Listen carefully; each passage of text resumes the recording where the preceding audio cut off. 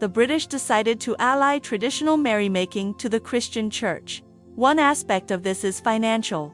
Until around about 1400, the way in which the parish is paid for, the candles and the bread and the wine, everything that's needed for services is purchased, is either by the church, having its own parish resources, like flocks of sheep or land, and getting the profit. And then around 1400, the idea came in that everybody would have a better time if the cash was raised by and now, the church annexes them. And most of the money from the church is raised by seasonal festivity, by throwing parties, which everybody joins it. With all these condemned pastimes going on, in 1647, a shocking decree echoed across England. Christmas was officially banned. The church, the same institution that had defended the celebration of Christ's birth for centuries, now declared the holiday a pagan practice that needed to be eradicated.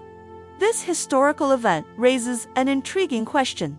How could one of Christianity's most important celebrations be considered pagan by its own guardians? The answer begins with a simple astronomical observation. According to historical records and biblical evidence, Jesus was probably not born in December. The shepherds mentioned in the sacred texts were unlikely to be in the fields during the harsh winter of the region. Moreover, a Roman census cited as the reason for Joseph and Mary's journey to Bethlehem would hardly have been conducted during the year's most severe season. So why do we celebrate Christmas on December 25th? This seemingly arbitrary date hides a complex web of ancient traditions, political decisions, and cultural adaptations that date back millennia before Christianity. As we delve into the origins of this celebration, we discover that much of what we consider Christmas tradition has surprisingly different roots than we might imagine.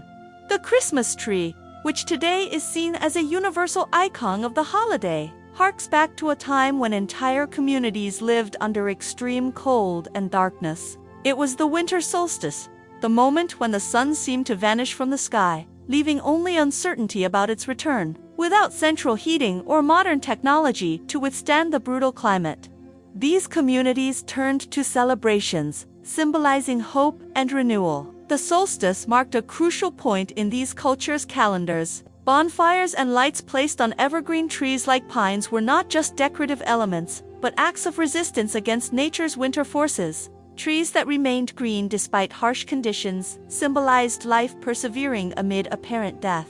Although these rituals arose from purely pagan contexts, they were absorbed and reinterpreted over the centuries. But why did practices so deeply connected to nature and the solar cycle become an integral part of a Christian religious celebration? Here we begin to uncover the hidden layers of Christmas, a carefully constructed hybrid celebration that seems so universal and timeless, yet carries intriguing contradictions. As we explore these roots, an inevitable question arises. How much do we truly understand about the traditions we follow?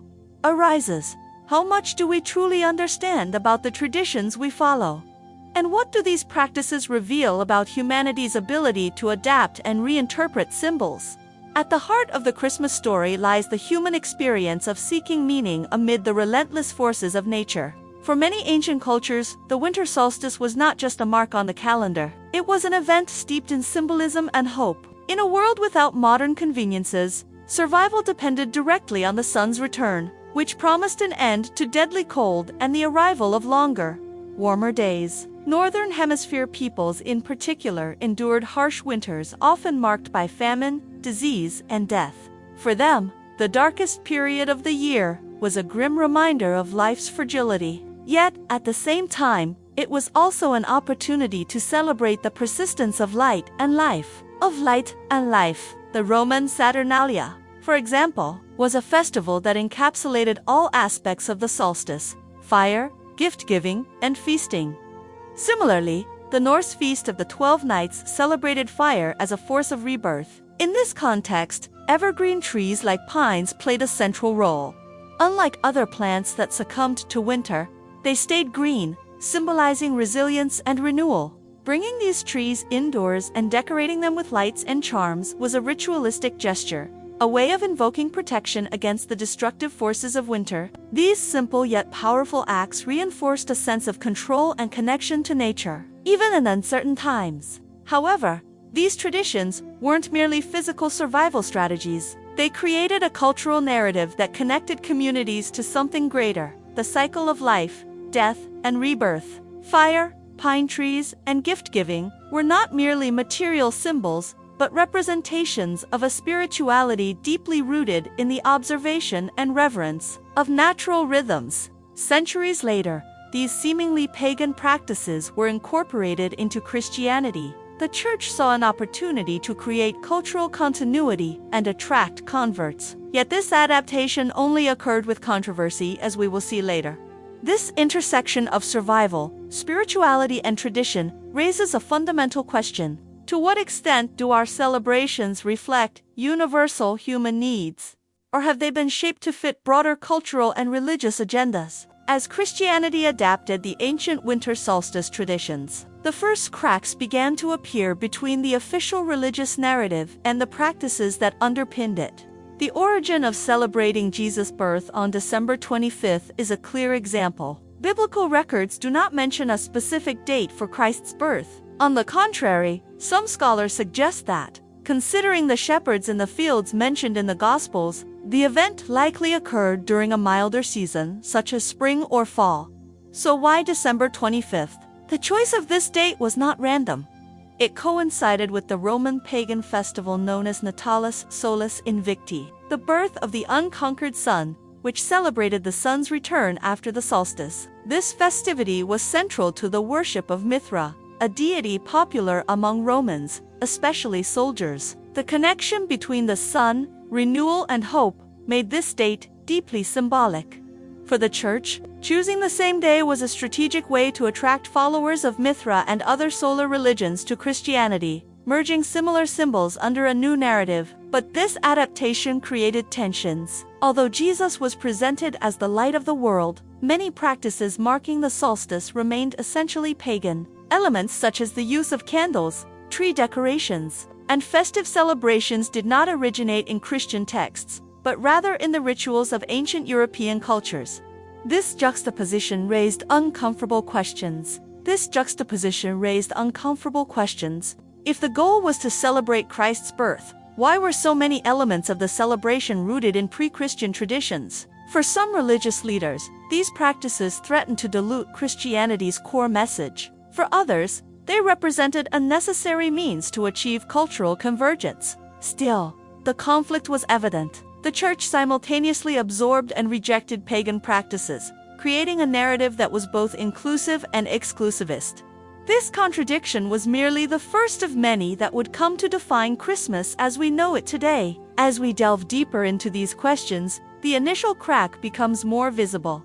How much of Christmas is truly Christian, and how much is a remnant of older traditions strategically adapted? The strategic choice to adapt solstice practices to Christianity was only the beginning of a trajectory filled with contradictions and Over time, the scope of Christmas traditions expanded to incorporate a wide range of cultural and symbolic elements, many of which had no direct connection to Christian teachings. This process, while effective in integrating diverse communities, left a trail of doubts about the spiritual authenticity of Christmas as we know it today. A clear example is the figure of Saint Nicholas, whose origins trace back to a 4th century Christian bishop known for his generosity. However, over the centuries, this figure was amalgamated with regional myths, including the terrifying Peltsnickel, a Nordic entity known as the hairy demon.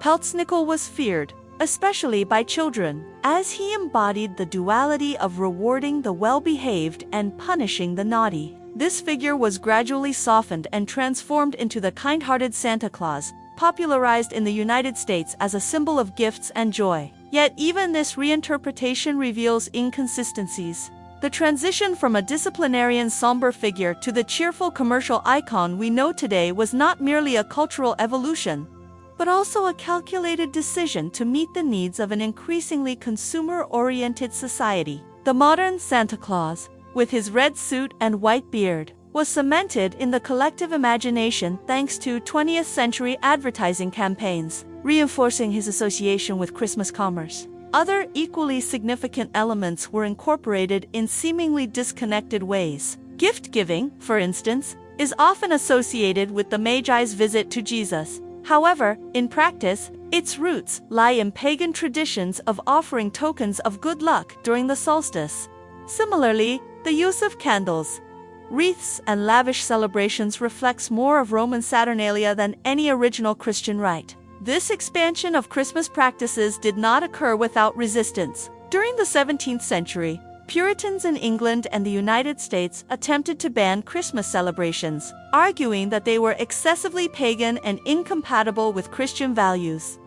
For them, the holiday had become an excuse for indulgence and disorder, straying far from any spiritual meaning. This resistance, though temporary, highlights the persistent tensions between adopted practices and what they were meant to represent.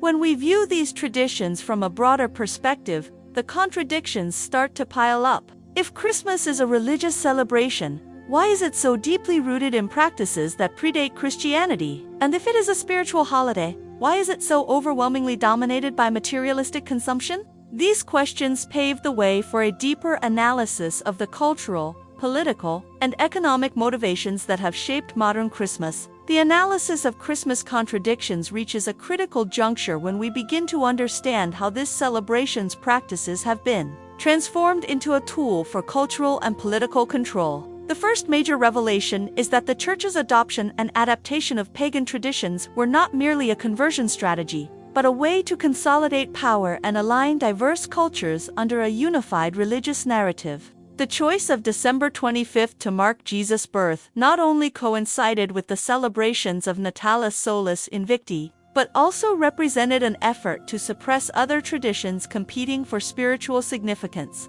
The cult of Mithras, popular among Roman soldiers, offered rituals of renewal and sacrifice that rivaled Christianity's promises of salvation. By incorporating the symbolism of the sun and rebirth, the Church effectively recontextualized familiar practices, making them part of a new narrative that served its objectives. This process was not purely spiritual, but also political. In the ancient world, festivals were not merely moments of celebration, but events deeply rooted in the social and economic fabric of communities. By Christianizing the winter solstice, the Church not only absorbed cultural practices, but also subdued the identities of local populations. This strategy allowed religion to become a unifying force, albeit at the expense of the authenticity and uniqueness of original traditions. The crucial point to understand lies not only in the deliberate adaptation of these practices, but in the profound implications that this adaptation carries. The very essence of Christmas, which many believe to be a pure and untainted celebration, is, in reality, a mosaic of cultures and influences carefully selected to meet the social, political, and economic needs of specific periods.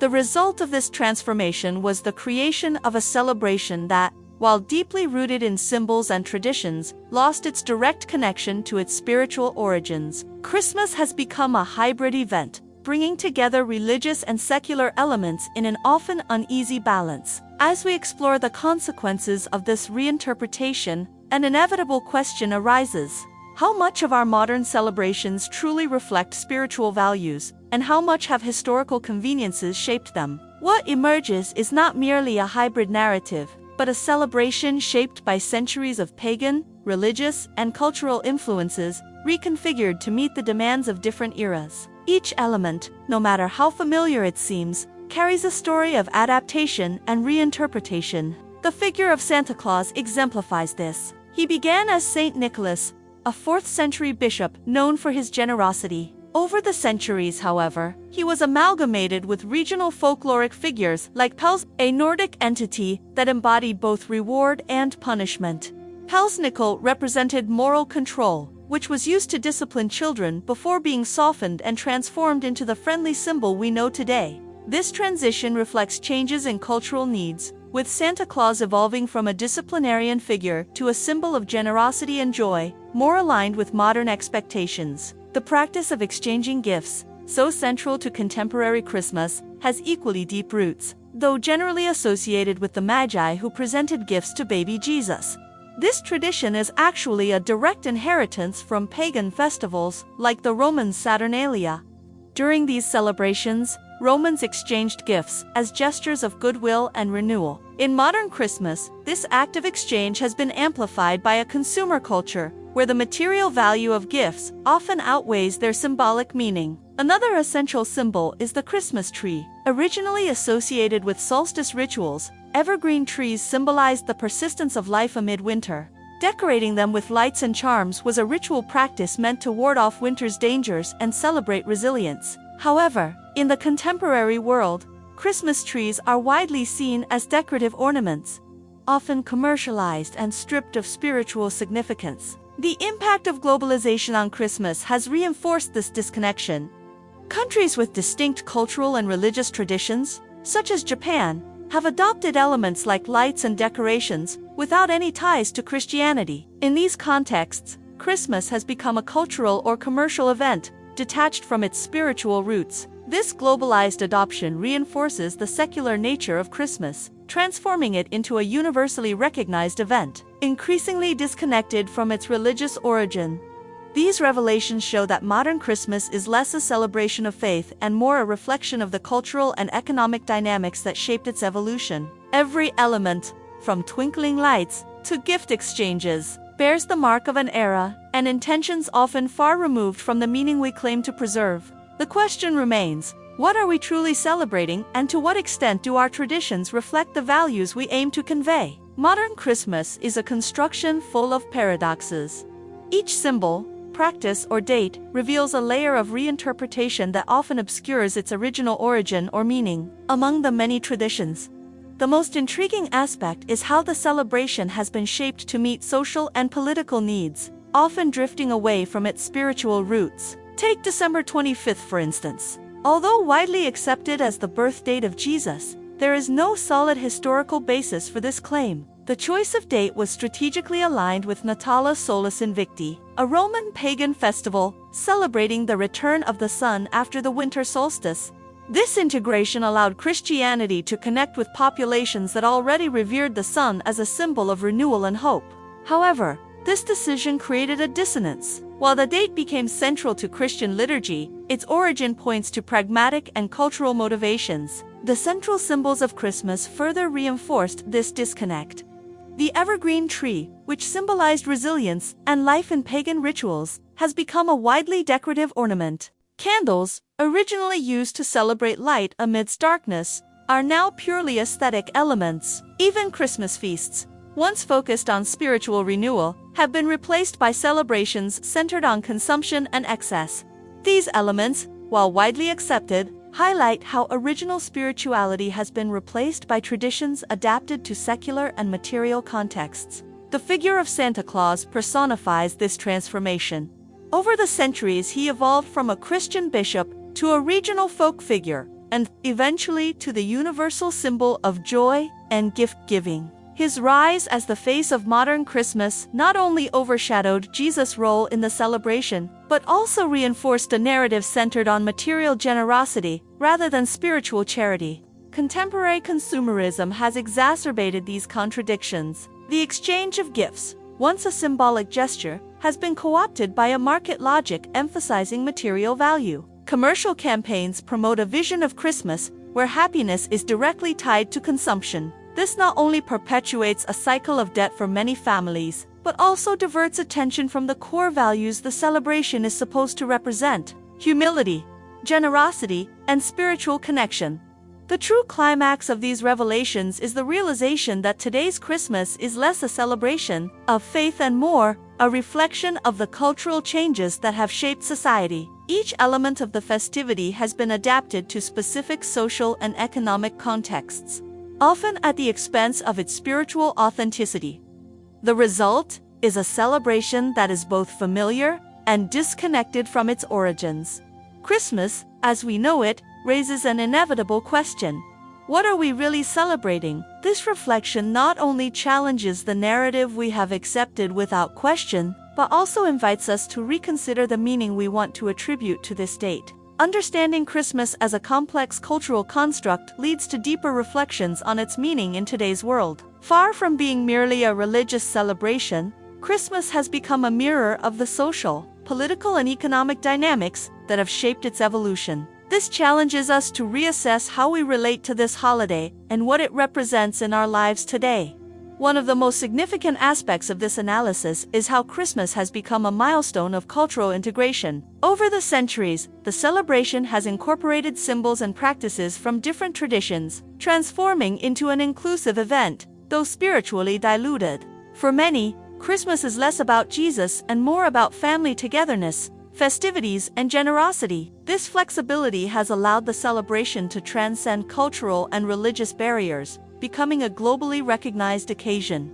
However, this integration has also brought consequences. The commercialization of Christmas has distanced it from its spiritual roots, promoting a focus on consumerism that often replaces the deeper meaning of the holiday. Today, lights, gifts, and festivities are valued more than reflections on humility, charity, and hope, the values that originally underpinned the celebration. This disconnection raises questions about what we are passing on to future generations. Even so, Christmas offers a unique opportunity for reconnection. Despite its contradictions, it remains a time when people come together to celebrate and share. Regardless of beliefs or backgrounds, Christmas carries symbolic potential for renewal and hope. This potential can be reclaimed and reinterpreted in ways that go beyond material consumption. Adopting a more mindful perspective on Christmas means rethinking how and why we celebrate. We can choose to prioritize meaningful experiences over excessive spending, focus on human connection instead of the accumulation of material goods, and revisit the values that this celebration was meant to reflect. This reinterpretation doesn't need to reject existing traditions, but rather give them new meaning. Instead of seeing Christmas as a commercial obligation, we can embrace it as an opportunity to reflect on what truly matters: our relationships with others, with the world around us, and with the values we choose to live by. By bringing the revelations and contradictions of Christmas into the present, it becomes evident that how we choose to celebrate this season reflects our personal and cultural values. Modern Christmas, shaped by centuries of reinterpretation, is simultaneously an opportunity for connection and a mirror of our society's tensions. The contemporary relevance of Christmas goes beyond its historical or spiritual roots. In an era defined by consumerism, disconnection, and environmental and social crises, the way we approach the holiday season speaks volumes about our priorities. The frenzy of shopping and the pressure to meet material expectations often lead to stress and debt, overshadowing what should be a time for reflection and solidarity. A more conscious approach to Christmas begins with redefining what we celebrate. This might mean placing greater emphasis on genuine generosity, community action, and valuing shared experiences over expensive gifts. It also involves recognizing and respecting the diverse ways people around the world have adopted Christmas, adapting it to their cultures and beliefs. By viewing Christmas through this new lens, we may discover a renewed sense of purpose, more aligned with the ideals of unity, hope, and renewal that have inspired so many traditions throughout history. This moment of reflection is not just about reclaiming old values, but also about creating new connections with what truly matters: the pursuit of meaning, balance, and a deeper understanding of our place in the world. Every change starts with understanding your role as a co-creator. And the only way to connect with this divine intelligence is through meditation. We've developed a set of audio tools to help you access this higher state of consciousness. To learn more and gain immediate access, click the link on the screen or in the comments. If this video resonated with you, write in the comments, "It made sense to me."